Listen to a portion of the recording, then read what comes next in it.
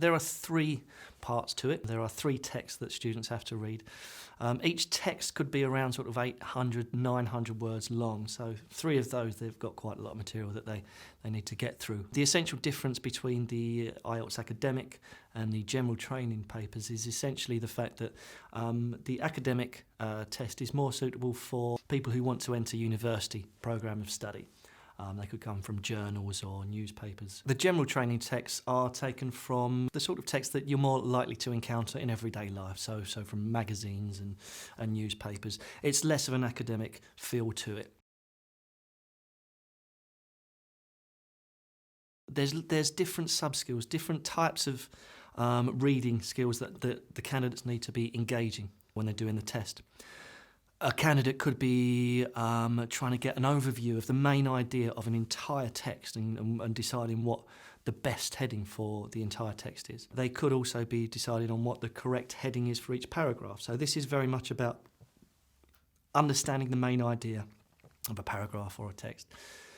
But they could be reading for detail. They could be reading to extract specific bits of information that they then transfer into a summary, for example. To be really successful at reading in the IELTS test, you need to be able to read quickly and extract meaning quickly. And this is important for teachers to do. Their students need to be able to read something without reading every single word and trying to understand every single word. A lot of it is about what is the main idea. There is a big idea of if you develop your skimming and scanning skills in IELTS, and skimming obviously is the sort of gist reading for main ideas and scanning is finding specific information. There is this myth that if you develop those, then you're going to be fine and you're going to be able to get a really high score at reading. But it's not necessarily about just skimming a text and scanning a text, it's understanding what you're skimming and scanning. I always try and get my students to be able to read at a speed that is comfortable for them, to go through it quickly, but not too fast that they are not getting any of the meaning. Here it's also useful to develop memory strategies. So for example, get your students to read a paragraph and before they move on to the next paragraph, just stop and in their head or on a piece of paper just summarise the main ideas and any details that they can remember. And if you think of the fact that they have got a huge number of words to get through over the course of that hour, they're not going to remember everything. So the more you can help them to break down their reading into bite-sized chunks, get to the end of the paragraph, okay, think, what was the main idea there, what was this and that, right, and then move on. Because there's only so much you can retain in your working memory, in your short-term memory, and you need to be able to read quickly, yes, but also remember information. It is such an important thing to go through the papers and then leave yourself some time to go back and check your answers. And students know they need to do it, but they think, well, I'm never going to get time to be able to do it. But there's one way that I think you can help them, and that is just to show them, for example, okay, if you do a reading text and you're there and you're underlining the correct answers or what you think the correct answers are and this important bit of information, what you end up with is a reading passage that is covered in all these underlines and lines here, lines there, and it just becomes a bit of a mess. The issue is that when they go back, if they've got time to check their answers, they don't necessarily know where the answers are because all they can see is this sea of lines and underlining. Now, I always try and get my students to, when they think they've got an answer, next to it, on the page, on the question page, write the number of the question. It just seems something very, very simple, but it's something that very few students actually do. And what it means is that they've got 3 long passages that they need to read and go through and get the correct answers. They've got no hope of checking their answers unless they know where to find the original answer that they thought was correct.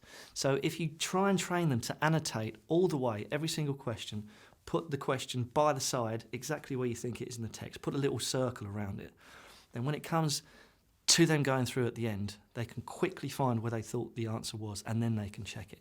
And it really, really helps because that going back to something with fresh eyes after you've gone through a lot of reading, that sometimes they can pick up on the fact, no, that's not right. but they'll also go back to it and think, yeah, I was absolutely right the first time. So it's a time-saving device, but it just helps as well in that really important bit at the end.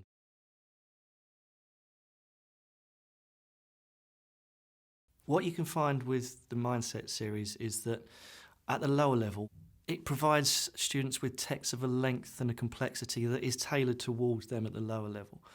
Shorter length texts, not quite as difficult in terms of the complexity of language, and in each level, that builds up. So if you start at one particular level and you go up to level 3, by the time you get to level 3, you'll find that the length of the text and the complexity, there's more of a similarity to what you will find in the IELTS test itself.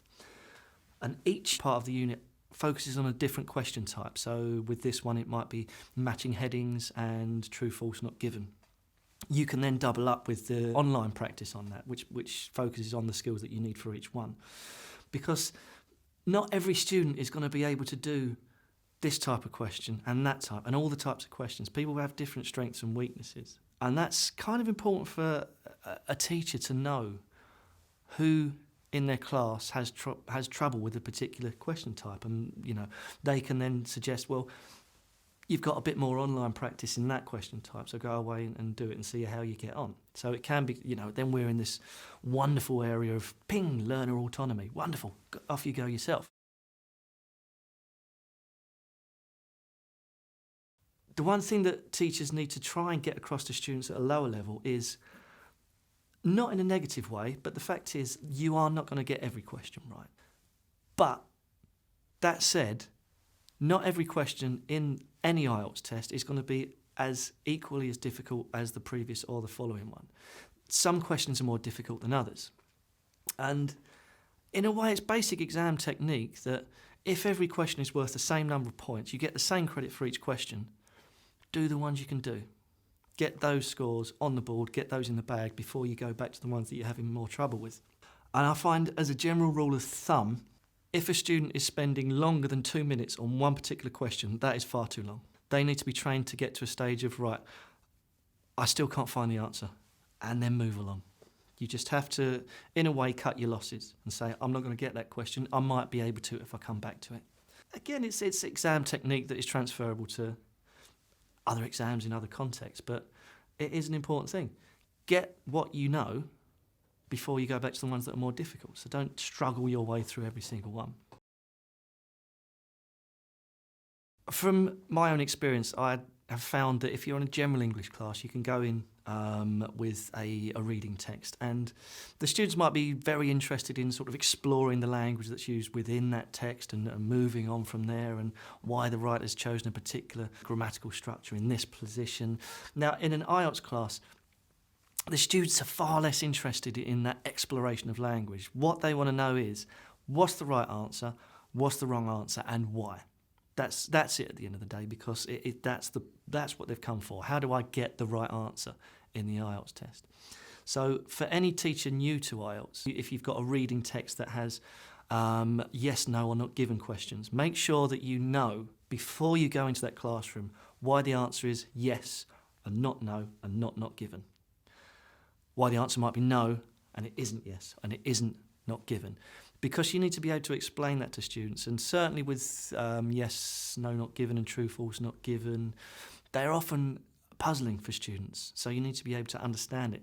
And if you go away before any class, know that text pretty much inside out, know the questions inside out, the whys and why nots, because it will help you to deal with those questions that you might be a bit nervous about when a student asks you, well, why is that the answer?